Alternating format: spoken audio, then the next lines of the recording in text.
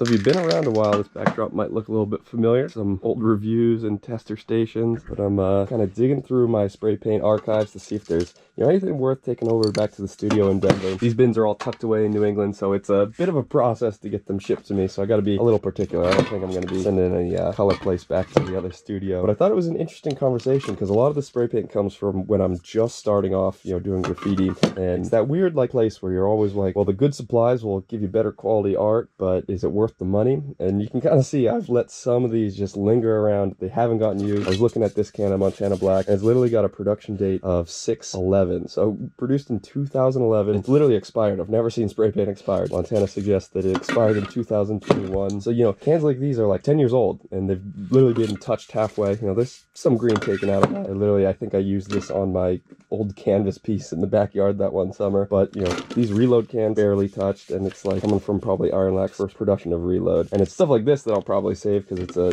fun, novel can among the hierarchy of cans. But, is that really money well spent if it just sat around? And it's funny because, it's a little self-serving in that, I practice on with the cheap stuff. Most of the empty wall down here is, a lot of color place up at the top, and you can barely see a color donut in the mix.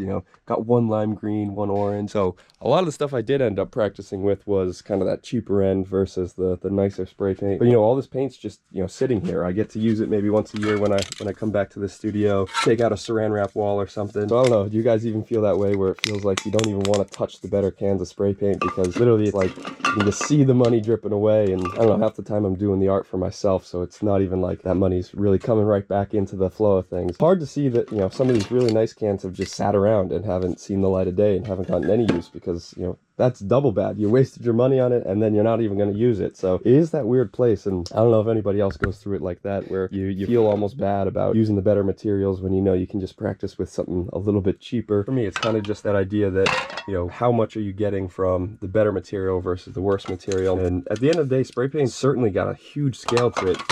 Buying the cheap Krylons and stuff, this can, God knows what happened to that, but it's the idea that that's definitely a waste. Everybody can agree Krylon's not worth your money right now. But where does that scale go, and how do you stack that up?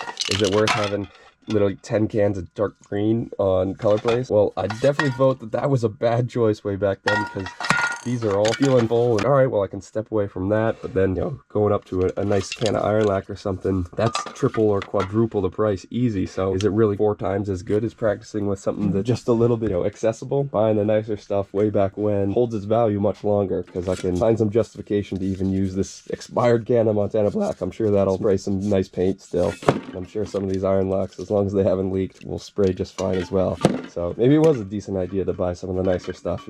That holds value even to a new artist. You can get really great quality out of it today as well as in the future. So yeah, just a fun way to take a look back through the archives. Even got Mom's Pink paint on deck. But yeah, I don't know that I'll be keeping any of the color place around. Probably recycle half and give the other half that's still got paint in it back to a local shop or something for someone else to find use with. Leave a comment down below if you got an opinion whether it's worth the cheap stuff, save your pennies, or if you should go for the better quality stuff and really try to put it in there. Definitely hope you enjoyed the little discussion here. It's going to do it for me. Stay up.